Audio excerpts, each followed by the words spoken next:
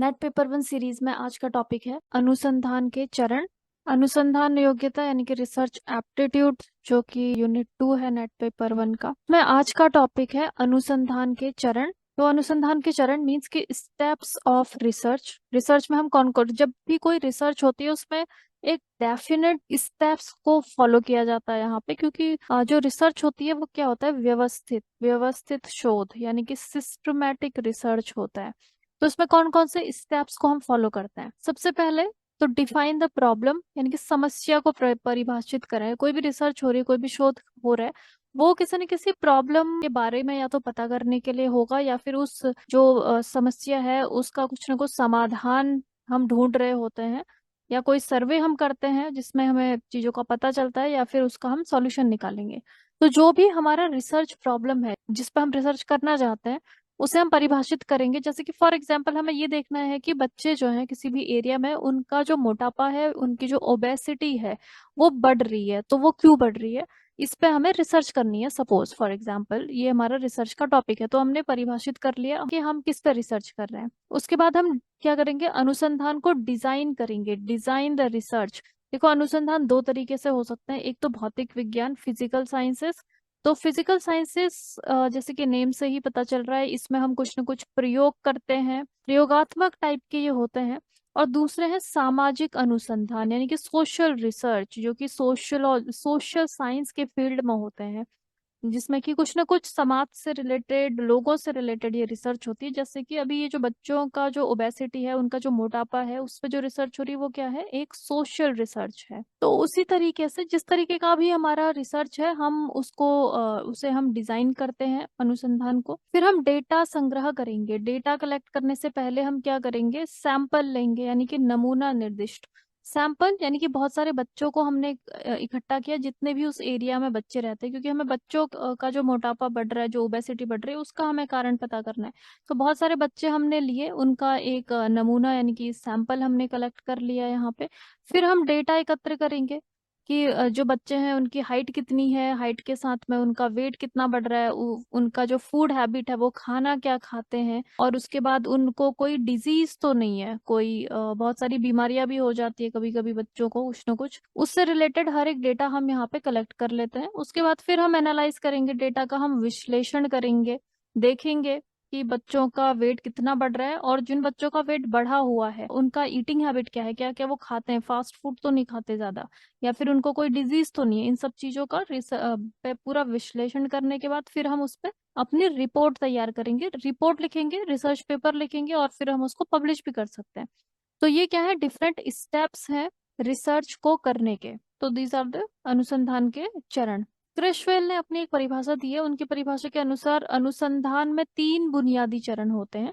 तो सबसे पहले तो जो शोध है उसको हम, उसका प्रश्न तैयार करना, मतलब कि किस पे हम शोध कर रहे हैं, वो जो समस्या है हमारी उसको हम डिफाइन कर लेते हैं। फिर डेटा एकत्र करेंगे, और फिर उस पे अपना जो हमारा रिजल्ट आता है उस पे हम रिपोर्ट लिखेंगे। ये तीन बेसिक स्टेप्स हैं। अब इन तीन स्टेप्स को परफॉर्म करने के लिए इसमें अलग अलग स्टेप्स लिए जाते हैं। टोटल 8 स्टेप्स होंगे। तो पहला चरण है वो है कि अनुसंधान समस्या का निरूपण यानी कि फॉर्मुलेशन ऑफ रिसर्च प्रॉब्लम। अब जब हम जो हम कैसे डिफाइन करेंगे कि हमें क्या रिसर्च करनी है, हमें कौन से विषय पे शोध करना है, ठीक है, उसको प्रॉपरली हम किस तरीके से परिभाषित करेंगे, उसके लिए हम सबसे पहले तो साहित्य की समीक्षा करते हैं। लिटरेचर रिव्यू, साहित्य की समीक्षा मतलब कि पहले से कौन कौन सी रिसर्च उसमें हो चुकी है किसी भी विषय पे, उन सबको हम देखेंगे। उसके बाद हम तय करेंगे कि हमें क्या शोध करना है। फिर है इसमें उद्देश्यों का निरूपण, फॉर्मुलेशन ऑफ ऑब्जेक्टिव, अपने ऑब्जेक्टिव्स हम बना लेंगे, उद्देश्य बना लेंगे, हमारे रिसर्च का क्या उद्देश्य है। शोध के चरों की पहचान करना यानी कि वेरिएबल्स, जो आगे बताऊंगी मैं क्या होते हैं वेरिएबल्स। देन परिकल्पना तैयार करना, फॉर्मुलेटिंग हाइपोथेसिस हम बनाएंगे, इसमें ये पहला स्टेप है। दूसरा स्टेप अनुसंधान डिजाइन करना। अनुसंधान रिसर्च डिजाइन करने में हम सबसे पहले तो प्रॉब्लम को स्ट्रक्चर करेंगे, समस्या की संरचना, शोध की संरचना, प्रयोगात्मक अध्ययन, गैर प्रयोगात्मक अध्ययन। फिर तीसरा स्टेप आता है, इसमें हम डेटा संग्रह करते हैं। डेटा संग्रह करने के लिए हमें पता होना चाहिए डेटा कितने प्रकार का है, क्या तरीके हैं डेटा संग्रह करने के। डिजाइनिंग किस तरीके से, डिजाइनिंग अनुसंधान टूल कौन कौन से हमारे पास। फिर स्टेप 4 में आता है आपका नमूनों का चयन करना, नमूने यानी कि सैम्पलिंग, सैम्पलिंग कैसे कैसे हम करेंगे, कितने प्रकार की होती है सैम्पलिंग। प्रोबेबिलिटी यानी संभावना नमूना होता है, असंभावना सैम्पलिंग होती है। निर्धारण नमूना डिजाइन, हम फिर सैम्पलिंग डिसाइड करेंगे कैसे सैम्पलिंग करनी है, फिर उसका भी हम एक डिजाइन तैयार करेंगे। फिर स्टेप 5 में आता है आपका कि शोध प्रस्ताव लिखना, राइटिंग रिसर्च पेपर। देखो कहीं पे भी शोध की प्रक्रिया होती है, आप किसी न किसी रिसर्च इंस्टीट्यूट पे कर रहे हैं, किसी यूनिवर्सिटी में आप कर रहे हैं, तो पहले आप एक प्रपोजल बनाते हैं, अपना एक प्रस्ताव लिखते हैं, उसको फिर भेजते हैं, वो अप्रूव होगा, फिर आप शोध करेंगे उस पे। तो वो प्रस्ताव आप कैसे लिखते हैं, स्टेप नंबर 5। देन स्टेप 6 में आप डेटा कलेक्ट करेंगे, डेटा कलेक्ट करने के बाद उसका अवलोकन करेंगे। डेटा कलेक्ट करने के लिए आप साक्षात्कार कर सकते हैं, क्वेश्चनियर कर सकते हैं, शेड्यूल्स वगैरह आपके पास में होंगे। देन स्टेप 7 में आता है आपका डेटा का प्रसंस्करण या विश्लेषण, यानी कि डेटा जितना भी आपने कलेक्ट कर लिया उसको आप एनालाइज करेंगे, विश्लेषण करेंगे उसका। विश्लेषण करने के लिए क्या क्या चीजें हो सकती है, संपादन एवं coding, editing and coding. Data का वर्गीकरण करेंगे, क्लासिफिकेशन, सारणीकरण यानी टैबुलेशन। विश्लेषण करते हैं, परिकल्पना का परीक्षण, हाइपोथेसिस टेस्टिंग, जो आपने पहले हाइपोथेसिस बनाई थी, यहाँ पे परिकल्पना जो आपने तैयार करी थी स्टेप 1 में, उसको आप परीक्षण करेंगे उसका। फिर जनरलाइजेशन, सामान्यकरण होगा, जितना भी आपका रिजल्ट आ रहा है उसको जनरलाइजेशन कर पा रहे हैं या नहीं कर पा रहे हैं। स्टेप 8 में आता है आपका शोध पर रिपोर्ट लिखना, जो भी आपने जितनी भी रिसर्च करी उस पे आप फिर एक रिपोर्ट लिख देते हैं। ठीक है, तो अब इसको हम स्टेप बाय स्टेप देखेंगे कि हर स्टेप में हमें क्या प्रोसीजर करना पड़ता है। तो स्टेप 1 है सबसे पहला, अनुसंधान समस्या का निरूपण, यानी कि formulation of research problem. Research problem को हम सबसे पहले तो हम परिभाषित करेंगे कि हमें रिसर्च करना किस पे है, जिस पे कि हम लिटरेचर रिव्यू यानी कि साहित्य की समीक्षा करेंगे, अपने उद्देश्य बनाएंगे, चरों की पहचान करेंगे, परिकल्पना यानी कि हाइपोथेसिस को तैयार करेंगे। ये 4 स्टेप है। तो इसमें पहला क्या है कि समस्या का निरूपण यानी फॉर्मुलेशन ऑफ रिसर्च प्रॉब्लम। यहाँ पे हम क्या करते हैं, खोज के संदर्भ यानी कि कॉन्टेक्स्ट ऑफ डिस्कवरी की अवधारणा से शुरुआत करते हैं, जो कि प्रारंभिक चरण है। इट मीन्स कि हमें क्या खोज करनी है, हमें करना क्या है, यहाँ पे हमें कोई खोज करनी है, हमें कुछ पता करना है, हमें किसी समस्या का समाधान निकालना है या क्या करना है, उसको अच्छे से हम डिफाइन करेंगे कि हमें करना क्या है। तो यहाँ पे शोध के विषय के बारे में सोचने का ये एक नया तरीका होता है, मतलब कि हम सोचेंगे कि हमें करना क्या है। इस प्रक्रिया के दौरान अवलोकन करेंगे हम, जानकारी जितनी भी है हमारे पास में, जितना भी सामान्य ज्ञान है, जितना भी हमारे पास में जो भी नॉलेज अवेलेबल है, हमें जितना भी ज्ञान है, उस पे हम पहले डिफाइन करेंगे कि हमें किस चीज पे रिसर्च करनी है। हम अपने रिसर्च का क्षेत्र जो है, जो हमारा फील्ड ऑफ रिसर्च है, उसे हम डिसाइड करेंगे। तो आमतौर पे जो शोध जो हम कर रहे हैं, ठीक है, समस्या पे हम कर रहे हैं या समाधान हम निकालने की कोशिश कर रहे हैं, उसमें हम 2 चरण है इसमें। सबसे पहले तो रुचि के व्यापक क्षेत्र की पहचान यानी कि ब्रॉड एरिया ऑफ इंटरेस्ट। हमें रिसर्च करने का पहला तो एक बहुत जो बड़ा एरिया है उसको हम पहचानेंगे। इसका उदाहरण है जैसे कि कोई शिक्षक है या कोई रिसर्चर है, उसे ये जानना है, उसे सोशल साइंस के फील्ड में रिसर्च करनी है, उसे जानना है कि छात्रों के बीच, स्टूडेंट है, उनके बीच हिंसा की बढ़ती हुई गतिविधियां, कितनी हिंसा बढ़ रही है। कि जो आपने देखा होगा स्कूल्स में जो स्टूडेंट्स होते हुए बाकी स्टूडेंट्स को, जूनियर्स को वो बुली करते हैं, परेशान करते हैं, हिंसा करते हैं। तो कोई भी जो शोध करता है वो ये जानना चाहता है कि ये जो हिंसा जो बढ़ रही है स्कूल्स में, उसका क्या कारण है, उस पे वो रिसर्च करना चाहता है। ठीक है, तो ये क्या है, एक ब्रॉड एरिया ऑफ इंटरेस्ट है, मतलब कि एक बहुत बड़ा क्षेत्र है, क्योंकि इसमें बहुत सारे इसके एस्पेक्ट हो सकते हैं। तो जो ये ब्रॉड एरिया है उसके भी वो उप क्षेत्र यानी कि सब एरियाज को डिफाइन करेगा पहले। ये ब्रॉड एरिया क्या है हमारा, कि जो छात्र हैं उनके बीच में हिंसा हो रही है, लेकिन इसके भी उपक्षेत्र हो सकता है, यानी कि जैसे कि ये जो हिंसा कर रहे हैं, जो जिन बच्चों में ज्यादा जो एग्रेसिवनेस आ रही है बच्चों में, वो किन परिवारों से बिलोंग करते हैं, उनकी परिवारों की प्रोफाइल क्या है, और वो जो बच्चे हैं उनका क्या कोई आपराधिक तरीके का नेचर है, किस तरीके के वो हैं, हिंसा के कारण क्या है, शिक्षा में जो राजनीतिकरण होता है क्या उसका भी प्रभाव पड़ रहा है, जो बच्चों में जो हिंसात्मक प्रवृत्ति आ रही है, या फिर जो समाज है उसका क्या प्रभाव पड़ रहा है।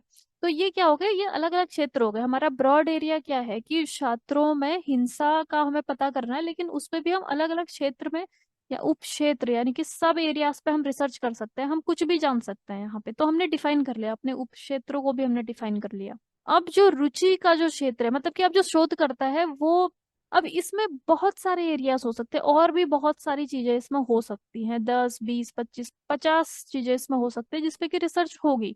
लेकिन अब जो शोध करता है वो देखेगा कि उसको किस चीज में इंटरेस्ट है, इन सब में से उस पे वो अपना ध्यान केंद्रित करेगा। तो यो वो एक या दो क्षेत्रों का चयन कर लेगा, क्योंकि अगर हम इसमें से कुछ किसी भी दो उप क्षेत्रों को अगर हम यहाँ पे ले रहे हैं, ठीक है, तो उस पे ही बहुत ज्यादा डिटेल्ड में जानकारी इकट्ठा करनी पड़ती है। जैसे परिवारों की प्रोफाइल तैयार करनी है तो बहुत सारे स्टूडेंट्स लेने पड़ेंगे, हर एक के परिवार के बारे में जानकारी प्राप्त करनी पड़ेगी, देखना पड़ेगा कि उनका जो परिवार है, क्या उनका कोई क्रिमिनल बैकग्राउंड तो नहीं था, किस तरीके के वो शिक्षा अपने बच्चों को देते हैं घर पे, कैसे, क्या उनका कल्चरल एनवायरनमेंट है। तो हर एक उपक्षेत्र यानी कि सब एरिया को स्टडी कर पाना पॉसिबल नहीं होता।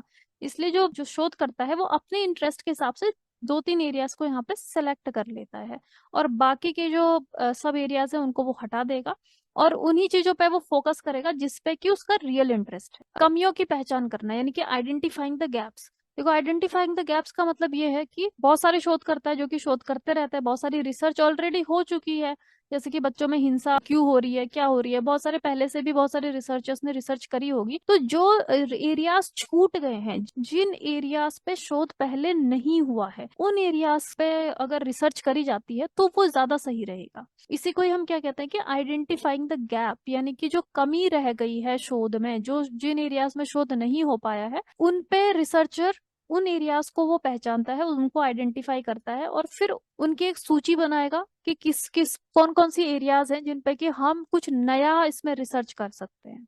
देन जो व्यापक उद्देश्य हैं, जो ब्रॉड ऑब्जेक्टिव्स हैं, उनका निरूपण, यानी कि प्रश्नों से उद्देश्य विकसित करते हैं, मतलब कि उसको अच्छे से फिर डिफाइन कर लेंगे कि हमें किन एरियाज में रिसर्च हमको करनी है। तो पहले यहाँ पे डिफाइन कर लिया फर्स्ट स्टेप, पहले स्टेप्स में देख लिया कि हमारा जो एरिया ऑफ इंटरेस्ट है वो क्या है, हम किस चीज पे रिसर्च कर रहे हैं, और कौन से हमने उपक्षेत्रों का चयन कर लिया है, ये हम देख लेते हैं। फिर आता है next step is literature review, यानी कि साहित्य की समीक्षा। अभी साहित्य की समीक्षा क्या होता है? लिटरेचर रिव्यू मतलब पहले से ही जो हमारे पास में अवेलेबल लिटरेचर है, मतलब कि जो रिसर्च पेपर्स हैं, पहले जो शोधकर्ताओं ने पहले से जो रिसर्च करी हुई है उसका यहाँ पे अवलोकन किया जाएगा। ये जो साहित्य समीक्षा है ये शोध प्रक्रिया का एक अभिन्न अंग है, क्योंकि हम कैसे रिसर्च करेंगे, रिसर्च करने में हम मेथड कौन सी अपना रहे हैं, कौन सी हम प्रक्रिया डिजाइन कैसे करेंगे, ये सब कुछ हम जो पहले से रिसर्च हो चुकी है उन रिसर्च पेपर्स को हम पढ़ेंगे, और उसके बाद हमें एक अच्छा आइडिया मिल जाएगा कि हम कौन सी मेथड अपनाएं, कौन सा डिजाइन को हम लागू करें। ठीक है, इसलिए ये वाला जो स्टेप है, लिटरेचर रिव्यू वाला स्टेप, ये बहुत इंपॉर्टेंट है। तो अब हम जो साहित्य समीक्षा कर रहे हैं, लिटरेचर रिव्यू के जो मेन स्रोत हैं, एक तो पुस्तकें हैं, किताबें होती हैं, उनमें बहुत सारी चीजें पब्लिश्ड होती है, पत्रिकाएं होती है, रिसर्च पेपर्स होते हैं। जैसे कि फॉर एग्जाम्पल ये एक रिसर्च पेपर है, जनरल है, आक्रामकता और हिंसक व्यवहार, इसमें पब्लिश्ड है कि स्कूल में बदमाशी और साथियों के उत्पीड़न पर शोध की समीक्षा, एक पारिस्थितिक तंत्र विश्लेषण, ये किसी ने पहले से ही किया हुआ है यहाँ पे रिसर्चर्स के नेम आप देख सकते हो, ये रिसर्चर्स के नेम यहाँ पे। इसके अलावा और भी बहुत सारे रिसर्च पेपर पब्लिश हुए होंगे, जैसे कि स्वीडन में स्कूल में बदमाशी के मामले में कक्षा में संबंध, गुण और बचाव, निष्क्रिय मूक दर्शक, ये देखो ये एक रिसर्च पेपर है। क्या सकारात्मक सहकर्मी संबंध किशोरावस्था में अवसादग्रस्त लक्षण, ये भी उसी से रिलेटेड है, हिंसा से रिलेटेड है। बदमाशी के प्रति शिक्षकों की प्रतिक्रिया पर पीड़ितों की प्रतिक्रिया का प्रभाव। तो इस तरीके से बहुत सारे रिसर्चर्स ने ऑलरेडी रिसर्च करी हुई है इस फील्ड में। तो हम क्या करेंगे कि पहले हम रिसर्च पेपर्स को पढ़ेंगे, हम देखेंगे कि इन्होंने क्या रिसर्च करी है, क्या क्या इन्होंने अपना रिसर्च डिजाइन कैसे किया था, क्या मेथड को अपनाया था। तो इससे हमें एक दृष्टिकोण मिल जाता है कि हम अपनी रिसर्च को आगे कैसे बढ़ाएं। तो व्यापक समीक्षा, साहित्य की समीक्षा करना यहाँ पे बहुत जरूरी है। तो इसके क्या क्या इसके उद्देश्य मेनली यही है साहित्य समीक्षा के, कि शोध समस्या यानी कि जो रिसर्च प्रॉब्लम है उसका हमें विस्तृत ज्ञान हो जाता है, अच्छे से नॉलेज हो जाएगा, कितनी रिसर्च हो चुकी है, क्या गैप्स है उसमें। शोध समस्या का बेहद बेहतर स्पष्टीकरण होता है, एक फोकस लेके आता है ये। ऑल्सो इससे क्या होता है कि जो शोध की प्रामाणिकता में भी सुधार होती है, ऑथेंटिसिटी ऑफ रिसर्च, मतलब कि जो भी हम रिसर्च करेंगे, ठीक है, हम जब रिसर्च पेपर लिखेंगे तो हम वहां पर रेफरेंस देंगे, हम बताएंगे कि पहले भी ये रिसर्च हो चुकी है, और ये जो रिसर्चर्स है इन्होंने इनके ये रिजल्ट निकल के आए और हमारे ये रिजल्ट निकल के आए। तो उससे क्या होगा कि हमारी जो प्रामाणिकता है शोध की, ऑथेंटिसिटी, वो भी बढ़ जाएगी। रिसर्च पेपर आसानी से पब्लिश हो सकता है। नेक्स्ट इज, तो साहित्य की हमने समीक्षा भी कर ली, लिटरेचर रिव्यू। फिर आता है उद्देश्यों का निरूपण यानी कि फॉर्मुलेशन ऑफ ऑब्जेक्टिव। अब हम ऑब्जेक्टिव्स बनाएंगे अपना। ऑब्जेक्टिव्स बनाने के लिए एक तो मेन ऑब्जेक्टिव होते हैं, मुख्य उद्देश्य, और फिर उप उद्देश्य यानी कि सब ऑब्जेक्ट। तो जो मुख्य उद्देश्य है हमारे रिसर्च का, उसमें हम पूरा का पूरा समग्र विवरण देते हैं, ओवरऑल स्टेटमेंट, कि हम पूरी तरीके से पूरा रिसर्च हमारा होगा क्या क्या क्या चीजें हम करेंगे। इसमें जो हमें संबंध स्थापित करना है उसके बारे में बताएंगे। संबंध स्थापित यानी कि फॉर एग्जाम्पल हमारा, हम ये जानना चाहते हैं, ये संबंध, ये रिलेशन हम स्टेब्लिश करना चाहते हैं कि जो बच्चों में हिंसा हो रही है उसका संबंध उनके परिवार से है। मतलब कि जो परिवार वाले जो हैं, जो घर वाले हैं, वो उनको अच्छे संस्कार नहीं दे पाए, ये इनका कारण है। तो हमें ये संबंध स्थापित करना है। ठीक है, तो हम इसे यहाँ पे पूरा क्लियरली हम बताएंगे अपने रिसर्च प्रपोजल में कि हम क्या संबंध यहाँ पे स्थापित करना चाहते हैं अपने रिसर्च में। फिर आता है उप उद्देश्य यानी कि सब ऑब्जेक्टिव क्या है, हमारे विषय के विशिष्ट पहलू। मतलब कि जो हमारा ब्रॉड ऑब्जेक्टिव है, जो मुख्य उद्देश्य है, उसमें उसमें से भी हम कौन कौन से उप उद्देश्यों पे हम रिसर्च करेंगे। जैसे कि मैंने आपको बताया पहले भी कि बहुत सारे सब टॉपिक्स हो सकते हैं, जैसे कि अगर हिंसा हो रही है बच्चों के बीच में, उसके लिए परिवार जिम्मेदार है, या फिर राजनीतिकरण जो हो चुका है शिक्षा का वो जिम्मेदार है, या फिर जो बच्चे हैं उनकी खुद की प्रवृत्ति ही हिंसात्मक है। बहुत सारे सब टॉपिक्स होंगे, उनमें से हम एक दो टॉपिक को सेलेक्ट कर लेंगे, वही हमारे क्या है, उप उद्देश्य। जो मुख्य उद्देश्य और उप उद्देश्य के कुछ उदाहरण देख लेते हैं। जैसे कि अगर जो रिसर्चर है उसे रिसर्च करने की जो आधुनिक शिक्षण तकनीकी है, नए जो टेक्नोलॉजी हम इस्तेमाल कर रहे हैं, उसका क्या संबंध है छात्रों का जो प्रदर्शन है, स्टूडेंट की जो परफॉर्मेंस आती है, उसमें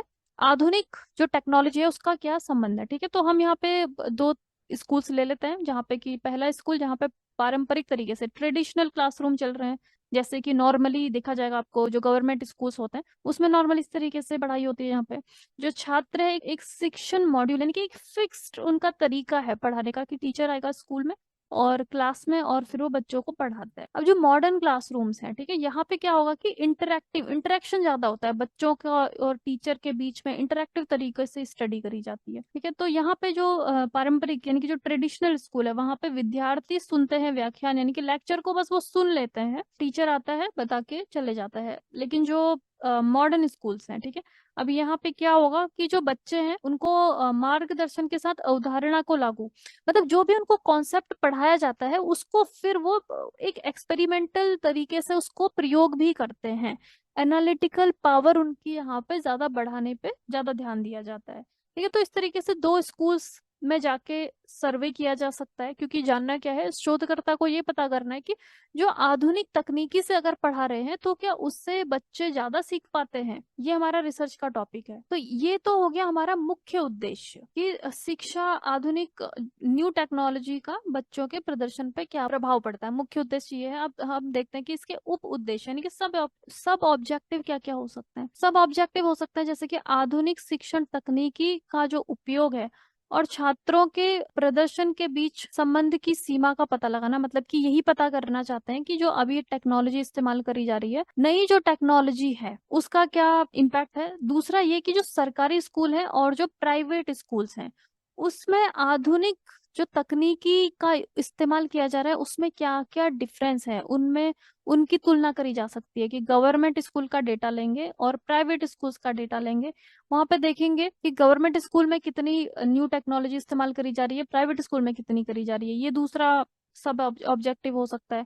फिर आधुनिक शिक्षण का प्रभाव और छात्रों के सीखने की प्रेरणा का जो स्तर है, मतलब कि बच्चे कितना मोटिवेट हो पाते हैं अगर हम उनको न्यू टेक्नोलॉजी से पढ़ा रहे हैं। ठीक है, तो क्या वो ज्यादा इंटरेस्टेड होते हैं पढ़ने में, या फिर पुरानी जो ट्रेडिशनल तरीका है उसमें वो ज्यादा पढ़ने की कोशिश करते हैं। तो ये हमारे सब टॉपिक हो सकते हैं, इन्हें हम क्या कहेंगे, उप उद्देश्य। इसके अलावा और भी हो सकते हैं बहुत सारे, हम एरियाज को यहाँ पे सेलेक्ट कर सकते हैं। ठीक है, अपना जो ब्रॉड ऑब्जेक्टिव है उस पे स्टडी करने के लिए बहुत सारे हम यहाँ पे उप उद्देश्य अपने बना सकते हैं।